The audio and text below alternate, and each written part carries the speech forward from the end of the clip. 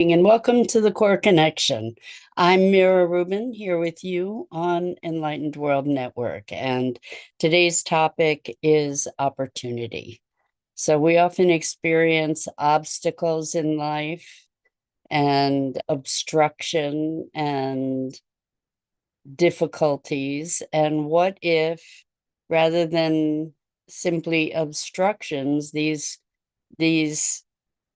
experiences are opportunities for our growth, for our expansion, for our awareness. What if, in fact, they're serving us? So that's what we're going to talk about today. But before we get started, let's take a minute or two to get present. So let's take a deep breath in through your nose and hold it. And imagine clean, crisp oxygen flooding your lungs, flowing into your bloodstream, nourishing all your cells, all your organs, bringing vital life energy to your body and being. And as you exhale, exhale any tension, stress, negativity, fatigue. And now let's take another deep breath in through your nose and hold it.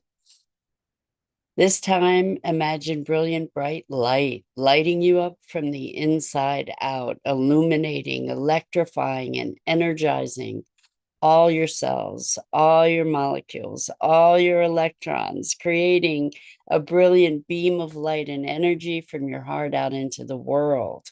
And as you exhale, exhale any remaining tension, stress, negativity, fatigue.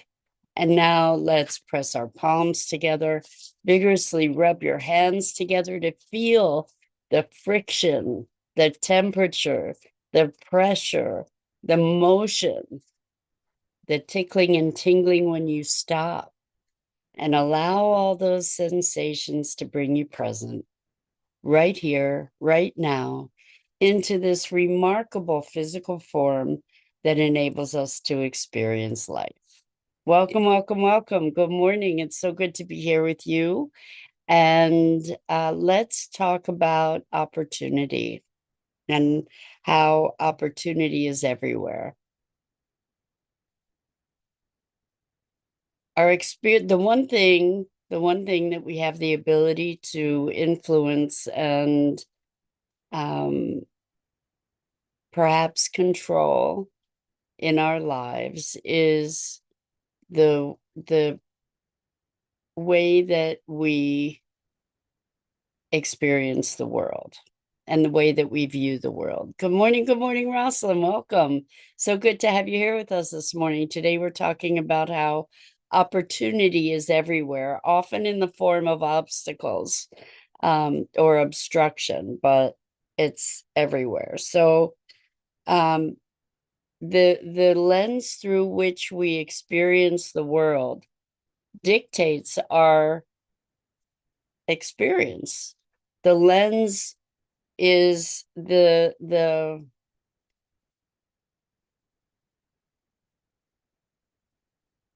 determiner of our perception, which is then determining our responses. And so when we deliberately cultivate a lens, then we are deliberately cultivating our experience and deliberately influencing our experience. So the lens that we talk about a lot is this: life is happening for me and through me rather than to me. So life is expressing itself through each of us as the unique vessel that we are. And when we cultivate this lens that life is happening for me and through me, when we experience what we're perceiving or interpreting as an obstacle or an obstruction, if we're interpreting through that lens, then there's an opportunity there, right? If life is happening for me and through me, then the things that are the challenges in life that present themselves are opportunities. They're serving me in some way, shape, or form. And when we recognize or allow for that possibility that this seeming obstacle is serving me in some way, what happens is that we are enabled to release our resistance to that obstacle, quote unquote obstacle. When we release the resistance, we're more open to the flow of life. We're more open to opportunity. I mean, if we think about obstacle or obstruction, what is that? It's something that is obstructing the flow. And that's what resistance is. Where we're obstructing the flow of life, and we're impeding our connection. And so this lens of life is happening for me and through me, it's a discipline. I say to people, it's a discipline. That's my experience, that it's a discipline that I have to, or I get to, or I'm blessed to keep reminding myself that I get to choose, that I get to deepen into that perception, that notion, that foundational premise. And as I deepen into that, then I start looking for opportunities, or certainly being open to those opportunities. And part of these opportunities, or these opportunities often show up as synchronicities, or what I like to call magical experiences that were unpredictable. And I recently told the story, I'll tell it again, of a trip back from California, and my flight to my connecting flight, or my flight that was going to connect in Dallas, was delayed. So I missed my connecting flight. And that can be a catalyst. When you miss a flight, it can turn easily into a downward spiral of frustration and upset, right? Because things aren't happening the way we think they should. Excuse me. Things aren't happening the way that we want them to unfold, right? So we have ideas about the way things should be. And that's most often when we experience obstacles, is when things aren't quite the way we think they should be or we want them to be, right? So through this process, I'm reminding myself very consciously and deliberately, life is happening for me and through me. And so I go to the customer service and had a lovely conversation with the person, the customer service person, and she was able to put me on the very next flight, which was about, it was an hour and a half, 2 hours later. And I could have been grumbling and mumbling. It turns out it was interesting. She and I had the same last name. We got to talk about our heritage. It was really interesting. And she got me the last seat on the next flight. And it happened to be a window seat. So when does that happen, right? That, first of all, you get the last seat on a flight. Second of all, that it's a window seat. But anyway, I used the time to be able to connect with some people, to get some food, to just find a space of ease and balance without agitation. And I got on the plane, and there I am on a window seat. And toward the end of the flight, the pilot announces that if you're on the left side of the plane, you'll be able to see the northern lights as we're flying into Philadelphia.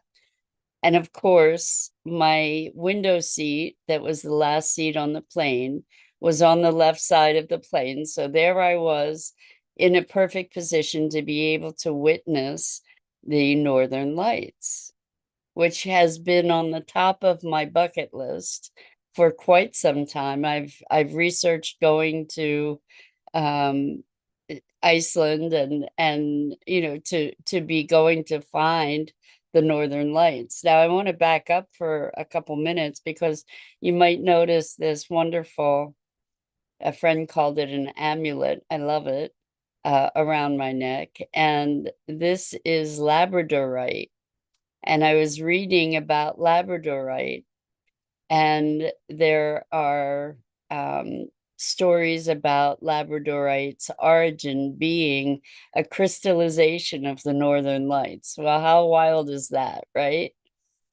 Anyway, I had just gotten this before while I was in California. So I'm on this flight, and the pilot is saying you can look out the side of the plane and see the northern lights.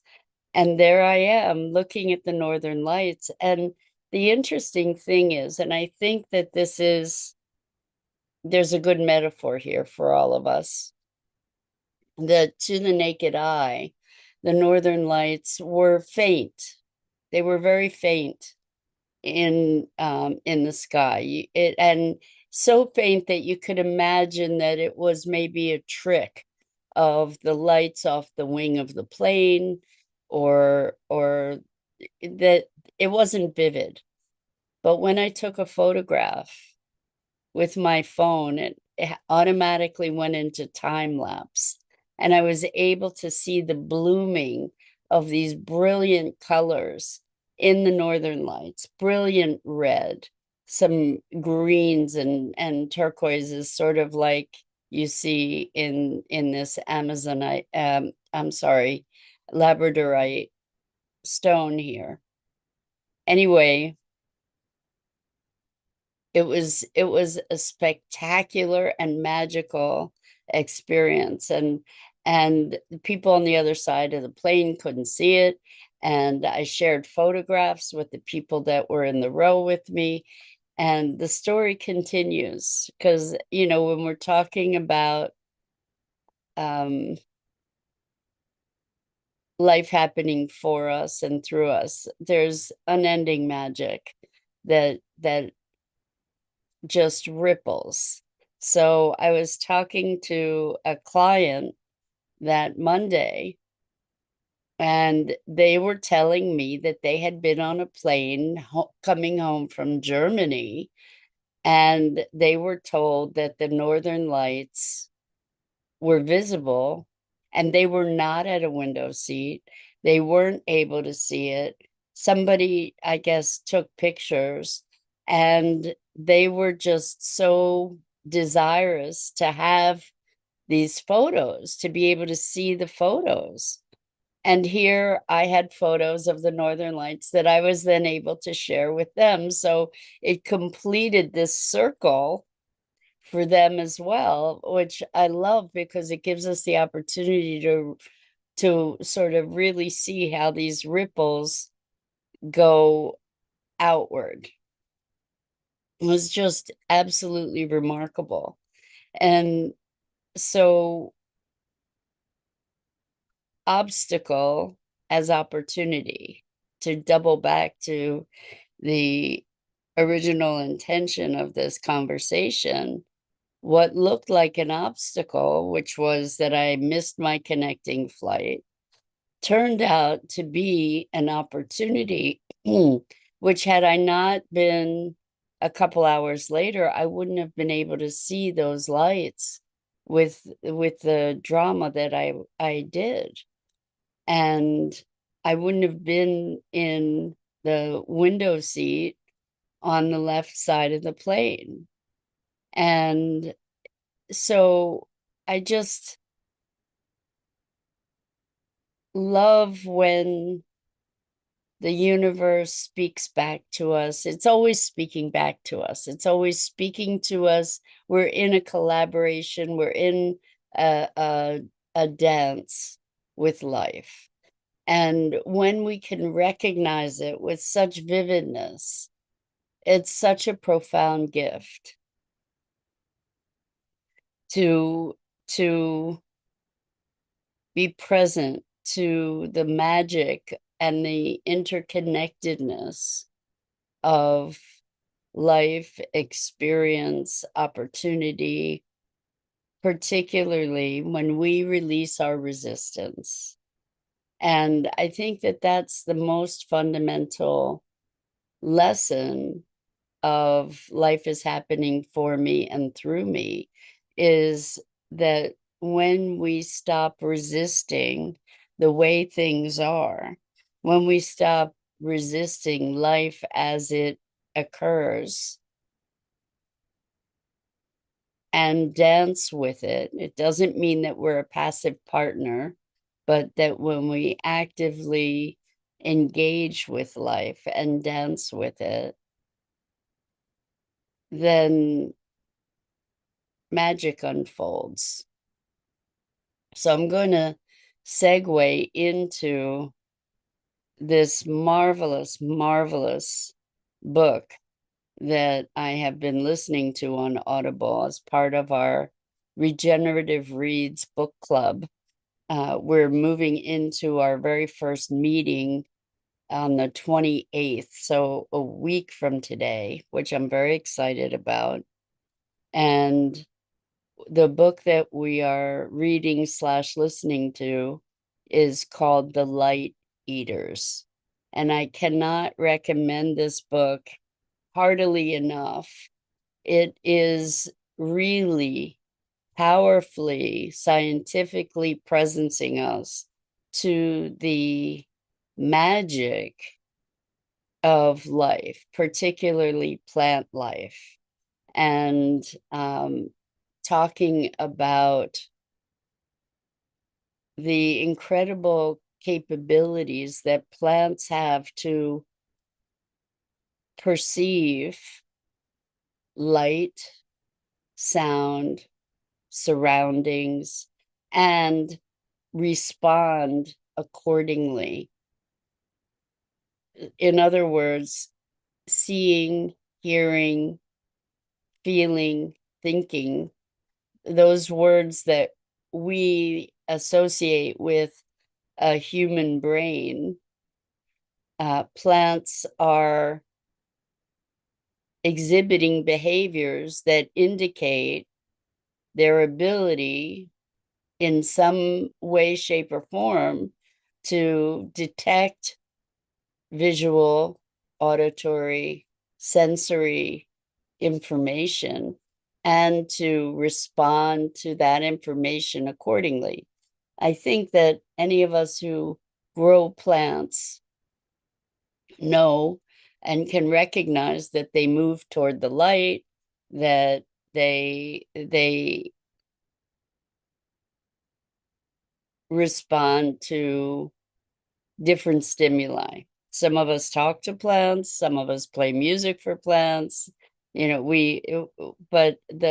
there's a relationship that we can witness between plants and their environment.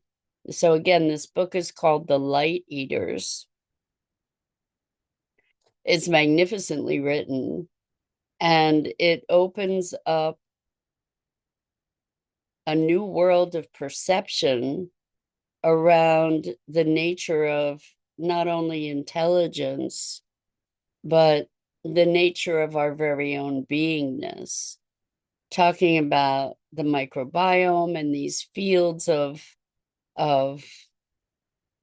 microbes and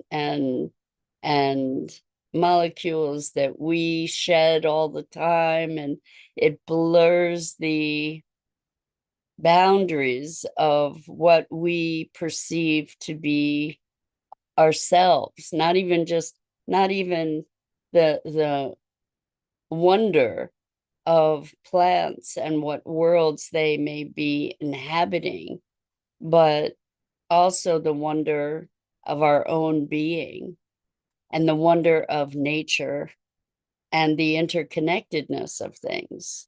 So it brings me back to this notion of obstacle and opportunity, where in considering these awarenesses that are growing awarenesses of maybe the words are difficult, but consciousness or intelligence of other life forms, which indigenous people, by the way, have recognized for forever. But when we allow ourselves to release the resistance and open ourselves to opportunity, what is the opportunity for connectedness that we have as we recognize that our perceptions of the world are very much more limited than we might have imagined. And so the beliefs that we hold are often the foundation of our resistance, right? Like we have a belief, and therefore certain possibilities can't possibly exist. For those that believe that plants have no sentience, for example, if they believe that strongly enough, they can't entertain what the nature of this awareness is that plants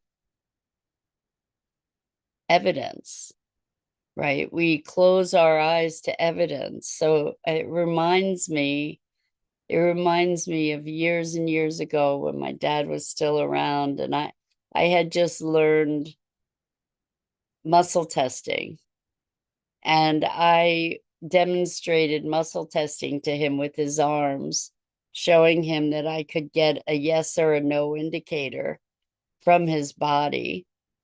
And he literally pulled his arms away and he said, "You can't tell me that you just got information from my body, that you were talking to my body." And I said, "You just experienced it. Are you going to tell me that your belief that that's not possible is stronger than the experience that you just had?" And he said, "Absolutely." And it just cracks me up that that's how we operate so much in life, that we impose our beliefs, this resistance to what is so in many cases, and we use our beliefs as truth rather than beliefs as hypotheses that might guide us through the world that we can then challenge and explore. And we have these opportunities to go beyond our resistance, to be able to be receptive to life, to the communications from life and from our experience. We have the opportunity to dissolve obstacles by reframing them, recreating them in our experience. And by noticing our resistance, we have the opportunity to expand. So Rosalind says, can someone do forgiveness technique, whether the person is alive or past, looking the person in their eyes and forgiving them and yourself for any hurt words that were said? They don't have to change or know. So it's changing the belief within. I think that's a beautiful thing, Rosalind. I think that's, Ho'oponopono is a beautiful, beautiful practice to be able to do that. And I tend to believe that there is no time. And so when we experience the way Ho'oponopono works is by presencing yourself to the situation, the person, the circumstance, and saying, I'm sorry, please forgive me, I love you, thank you. And so the I'm sorry is recognizing our role in creating whatever it is that occurred. And that's a switch from the blame that is often inherent when we say, I forgive you, because we're still saying there was something for you to forgive you for. And so when we take responsibility for creating a situation, we can also dissolve the need for that forgiveness. I'm sorry, please forgive me. So I'm accountable. I'm asking for your grace. I love you. We're one. Thank you. Gratitude and appreciation. And it's not just the words, it's presencing to that. And so, whatever the step is toward forgiveness, it can begin with, I forgive you for the wrong you've done me. And when we believe that, or when we operate from life is happening for me and through me, in some respect, that need for forgiveness falls away because things somehow become perfect, even if they were painful, even if they were damaging, because they gave us an opportunity for growth and transformation and awakening. So, very interesting. Maybe we get to talk about forgiveness sometime soon. Anyway, that is it for today. And I'm Mira Rubin. This is the Core Connection. And I go live here each weekday morning at 9 a.m. Eastern on the Enlightened World Network Facebook page and YouTube channel. And I invite you to please like, follow, and share Enlightened World Network and me. The links are in the description. And as always, it's such a tremendous privilege to have the opportunity to have these morning musings together.